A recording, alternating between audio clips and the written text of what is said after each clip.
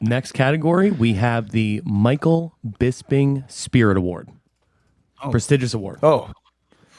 So is that the fighter that embodies the spirit of Mr. Michael Bisping? Good talk. Okay.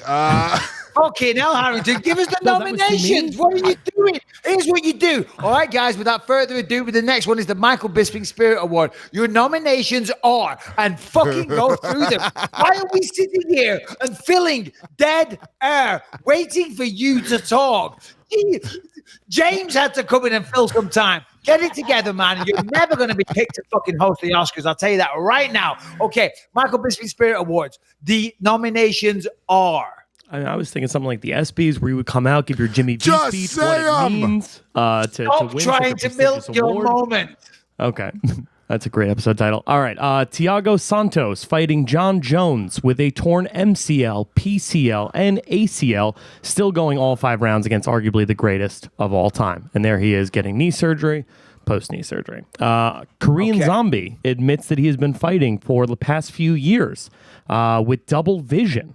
After his last fight, so he's going to get surgery to repair that. Fuck off, dude. Bisping has half vision. Fucking single vision, okay? He's got half vision. He's got double vision. He's got a superpower. Motherfucker's got quadruple the vision of me. Fuck that guy. Continue. All right.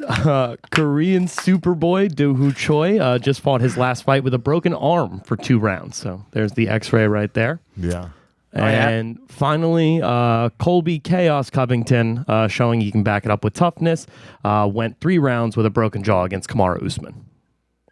Okay, all very, very tough men in their own right, and just true warriors. No, but seriously, they are. They're all tough guys. But to be honest, you can't beat what Thiago Santos did. I mean, because the commentators in that fight, they were saying right at the start, we think Thiago, there's something wrong with his knee. We think he's torn a ligament. And we were actually, not scoffing, but like, how do they know? You know what I mean? They got to stop going on about the torn ligament in the knee because he's still fighting. He's probably fine. Well, it turns out I was completely wrong because he literally tore everything he could tear towards the start of the fight and continued fighting. So, I mean, come on. If that isn't a display of courage, I don't know what is. So, yeah, Thiago Santos.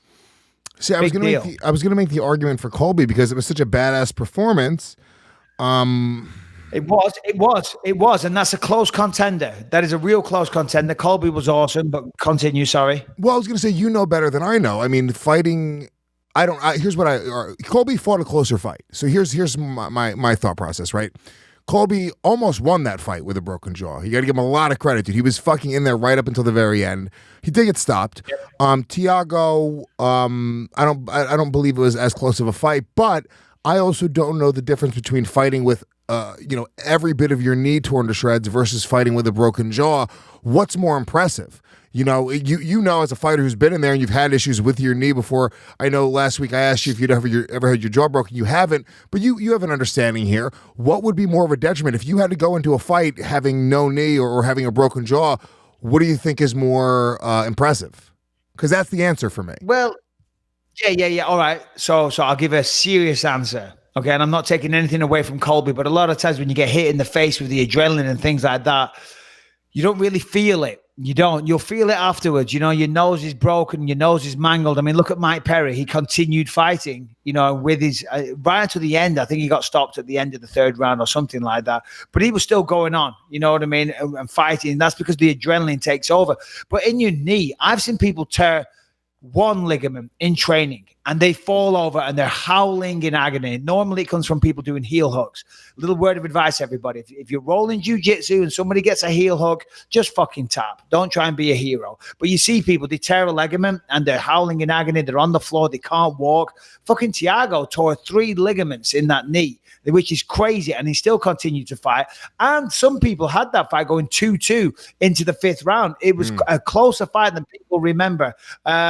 So, yeah, adrenaline, punches to the face, and sometimes broken bones. You don't know you've got them till afterwards. You know, I mean, listen, I'm not taking anything away from Colby. He won a lot of people over in that fight. It was a true show of courage and brilliance, and it was an amazing fight. But Thiago Santos gets my vote. I agree. All right, well, I agree with you just based off of that analysis right there. That was actually the only category that we've done that was somewhat intelligent, made sense. All the nominees made sense. I got to be honest with you. If we're gonna have a highlight from today's show, that is the one. That's the one.